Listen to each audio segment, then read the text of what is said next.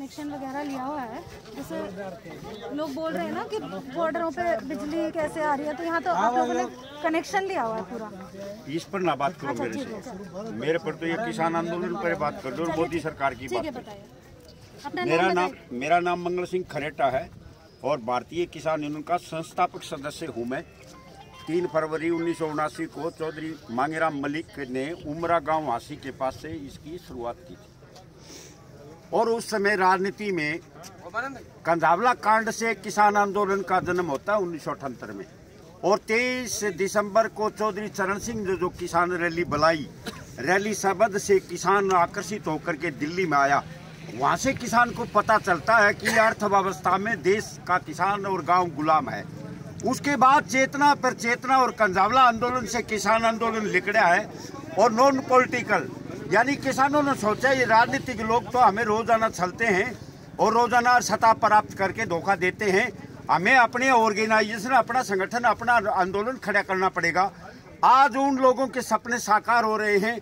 उस समय जो कहते थे वो उस विधि से चला है आंदोलन कि राजनीतिक लोग को हम स्टेज नहीं देंगे और राजनेता को हम अंदर आकर के आंदोलन में सहयोग नहीं लेंगे।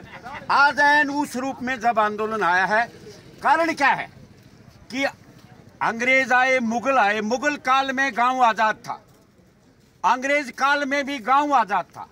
हमारे पुरखों ने गांव में ग्रामीण उद्योग थे, कपड़ा जुलावा बनता था, कुम्हार बर्तन बन देता था, चमार जूता बन देता था, एन इसी तरीके से लोहार अपना काम कर देता था। और उसमें भी किसान नगद की कोई माध्यम जो था वो करेंसी नहीं थी, वो एक खड़क सिस्टम यानी उत्पादन में से किसान बांट करके खाता था। गांव एक था, बेटी थी, मतलदाता परिवार जैसा था हमारे गांव का 36 बिरादरी का। लेकिन इस आजादी के बाद वो हुआ कि गांव के ग्रामीण उद्योगपतियों को दे दिए, पूंजीपतियों को दे दिए। बाटा ने जूता उद्योग खोज लिया चमार का, और कुम्हार का बर्तन उद्योग ने खोज लिया, लोहार का ये टाटा बिरला ने ले लिया। एंड इसी तरीके से हमारे सारे उद्योग छीन लिए थे। एक भूमि माता का टुकड़ा जो देश की खाद्य सुरक्षा का गारंटी था, उसको अब छीन रहे हैं। ये गांव की बर्बादी के कानून हैं। ये आखिरी ये हमारे से छीना हुआ टुकड़ा झेला नहीं जा रहा है। ये काले कानून किसान से टुकड़ा छीन करके गांव को बर्बाद कर रहे हैं। इसमें ये किसान की बात नहीं, ये देश के जनसाधारण की, आदमी की, आम जनता की बात है। और इस आंदोलन को जीते बगैर किसान किसी कीमत पर भी विचार भी नहीं कर सकता।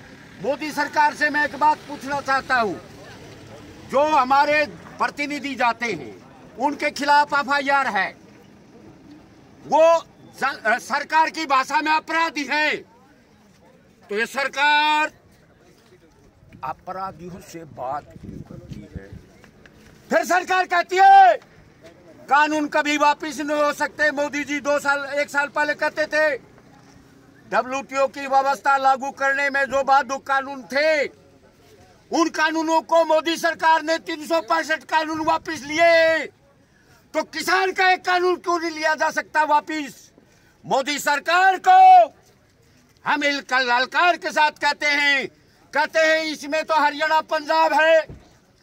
मैं आपको अवगत कराना चाहता हूं, जिस तरह से मां के गर्भ में एक बच्चा नाल के द्वारा खुराक लेता है, ऐन इसी तरीके से इस आंदोलन से आम जन खुराक ले रहा है। एक विशाल आंदोलन बन रहा है।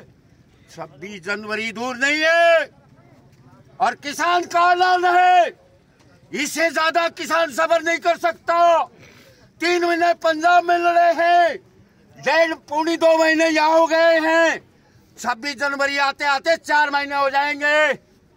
आखिरी ये चैलेंज किसान का, जन भावनाओं का, या तो मोदी सरकार होगी या ये कानून नहीं रहेगा।